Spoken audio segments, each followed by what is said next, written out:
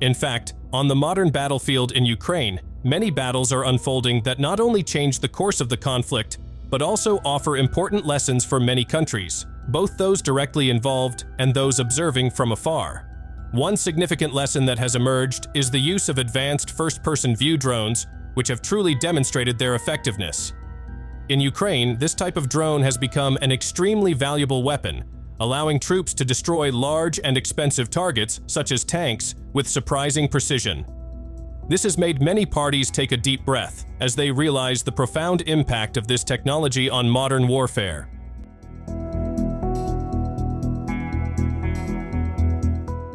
Recently, Russia made a major breakthrough with the modern weapons they control.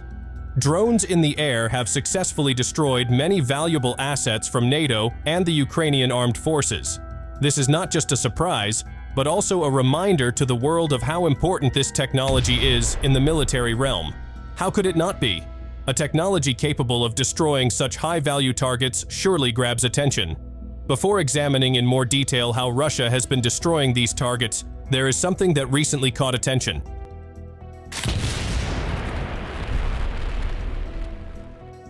It turns out that the inspiration from the battles occurring in Ukraine is not only felt by the countries directly involved. China, which has always been attentive to the development of military technology around the world, seems to be starting to learn from the battlefield in Ukraine. A recent video shows how the People's Liberation Army of China showcased their advanced FPV drone capabilities in a combat exercise. Upon closer inspection, it is clear that they have learned a lot from the ongoing battle in Ukraine, where Russian FPV drones have destroyed many advanced Western and Ukrainian weapons.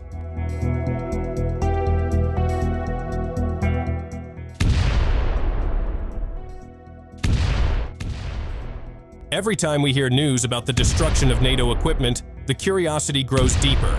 In 2025, although claims about the strength of NATO weapons and the Ukrainian armed forces continue to be hyped, their vulnerabilities are still evident.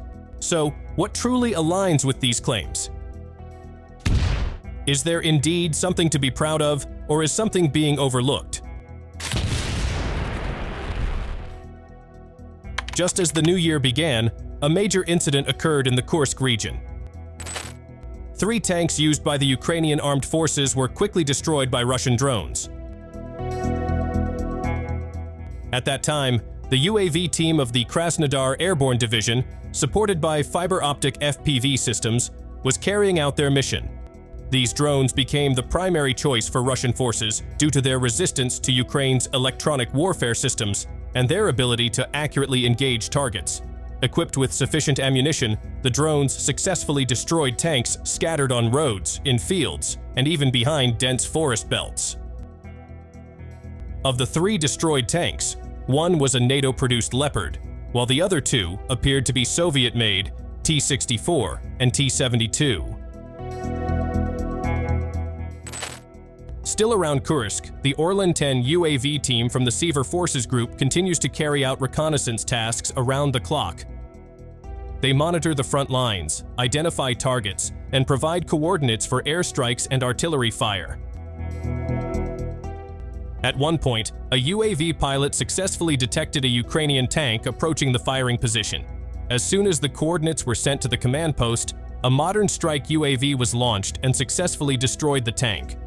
The Orlan-10 team confirmed that their target had been neutralized after a large explosion was observed. The strategy implemented by the Russian forces is indeed very effective. All operations are conducted in forested areas to avoid detection by the enemy. Even after a successful mission, Russian military personnel must immediately relocate to avoid counterattacks from Ukrainian drones. The expertise of UAV specialists goes beyond just operating drones. It also includes assembling and repairing drones from various components. They are even equipped with drone detection devices to protect themselves, especially when carrying out missions at night. In Kursk, another Ukrainian tank, the T-72, was also destroyed by UAV attack. Circulating footage shows a massive explosion, with thick black smoke rising high and the tank burning completely. Moving on to Kurakovo, the Russian forces once again demonstrated their superiority. This time, they succeeded in destroying a German-made Leopard 2 A4 tank, one of the best combat vehicles the West possesses. Since its presence in Ukraine, the Russian forces' success in destroying Leopards has become increasingly frequent. The tank was struck by 2 Russian FPV UAVs, and for the first time, a Leopard tank exploded with such force, tragically destroyed after the attack. Not stopping there, the final battle involving a tank in this episode involved a British Challenger 2, which also met an unfortunate fate. Circulating footage shows this tank trying to hide among trees and golden-colored bushes, attempting camouflage. However, this effort was in vain as a Russian FPV drone successfully targeted the mantlet, where the main weapon is connected to the turret. Although the footage does not reveal whether the tank was completely destroyed or just damaged, it is highly likely that the tank can still be operated. In addition to tanks, the Russian forces also successfully destroyed other NATO equipment. In the Kharkov region, UAVs from the Sever Forces Group blew up a mortar used by the Ukrainian armed forces while in a firing position. From this series of battles, it is clear how important FPV drones have become in Russian military operations. The excellent cooperation between drones and Russian forces demonstrates how effective the use of this technology is.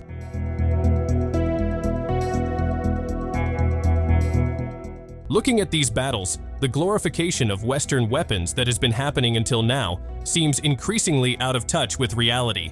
The claims that often boast about their strength now must diminish as their equipment continues to be destroyed on the battlefield. What do you think about the operation of NATO tanks and the AFU?